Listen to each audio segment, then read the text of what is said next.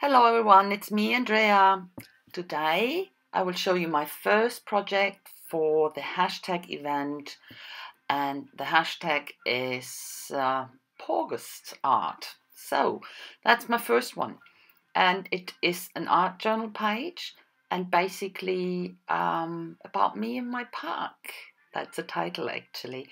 I lay down here, the page actually is pre-gessoed, so I lay down one book page. I've torn the edges, and I did that because to have something on in the background.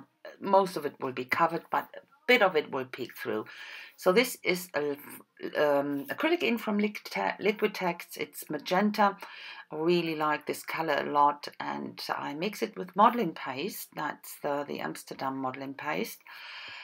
It will get much lighter, of course, but I knew that, and that was what I was after. So this is a stencil from Crafters Workshop, and I use it partially, not completely, but randomly here and there to have definitely not solid or very, very the same pattern, so a bit bigger here and there. So after that dries, I start with dilution paint, and I start with the turquoise one and use it with my fingers. I think that's the best way to use this paint. I love this paint. It is absolutely fantastic. I hardly ever use it with brushes because it leaves the brush strokes, and I don't like. I like to use it with fingers. Sometimes I use this soft pads, what Diane Reveley's using as well, but rarely.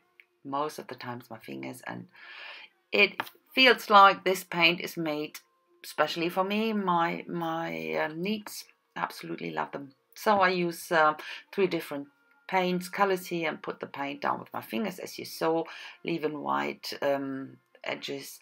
And this is a polychrome from Faber-Castell, the magenta one, and I go around some of the shapes of this pattern to define it a bit more, not all of it, but some of them, and because some stuff will be covered and I still want to have it visible.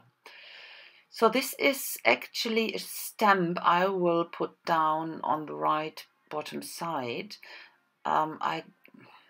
Low-cost design, I don't know if it's the right company, I don't know. So got it at some convention, so can't really remember, a long time ago. So I show you how I work with the stamp positioner, putting it down on that.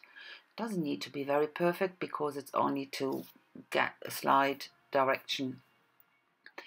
I used the positioner here actually, that I wanted to make sure that only a little part of the stamp is where the uneven stenciled part is, because it's often the case that it's not getting a good impression. So what I do here, I press it down really, really hard with my whole body weight on top, and I leave it on for a while that the ink can soak in. And you can never be sure if the impression is okay then or not. It depends on how thick the stencil layer is, but it's fantastic. Yeah, well done. So, and this is my puck image I traced on a plastic sheet. This is a method for transfer. There is a fantastic video from Gerda Lipskis. She shows how it works, and I will put a link into the description box. She did a beautiful tutorial, so have a look there, and it's fantastic. So it's basically water permanent ink on this plastic sheet, drawn, then put some medium down, put it on the plastic on, leave it to dry completely, and then I burnished it with a bit on the lines and take it off. Of course, it's not perfectly transferred. That's why I went over with my trusty Uniball eye. I quite like to use the Uniball eye fine. I love it. It's my absolutely favorite ink pencil or pen. Sorry. So now I use for the black mask for this pack, black acrylic ink basically, and I did the eyes already. You can see, and what I wanted to do actually, I wanted to leave the body parts with this background paint. But you will see afterwards I changed my mind, and I think it was a good thing to do because it made it look so much more solid and so much more like a pack. Yeah.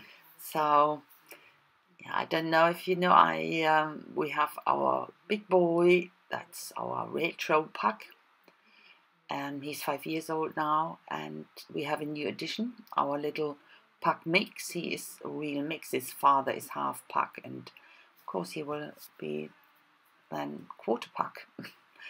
And he's quite a funny guy. So that's the reason why, of course, a dog is my first theme when it comes to animal themes. I really love my little boys. So here I give him some ground, actually, a line where you can lean on and go into the figure here, only with white, my white Sharpie. I'm not putting any paint into that. A bit defining the lines that it will pop a bit more, and as well these fine lines up there with my fine liner with the Copic 0.1. So, and a bit of stenciling I do, so I haven't got a clue where this stencil is from, which company. You know, I always unpack everything and chuck the wrapping away, so can't really tell you, sorry about that. And so here you can see me putting paint into the body, and that's golden fluid acrylic in Titan Buff, and that makes a huge difference, I think. But that meant I had to go over the lines again, and I use black acrylic again for that, to make them more visible again. And then I start with a lot of shading with this little guy later. So no, I'm going in and use this. These are the mini bubble wraps, and I'm quite a bit fuzzy with that one because I only have a tiny bit of that. I can't buy it somewhere, and you rarely get something wrapped up in that in a parcel or so. So I'm not using it often.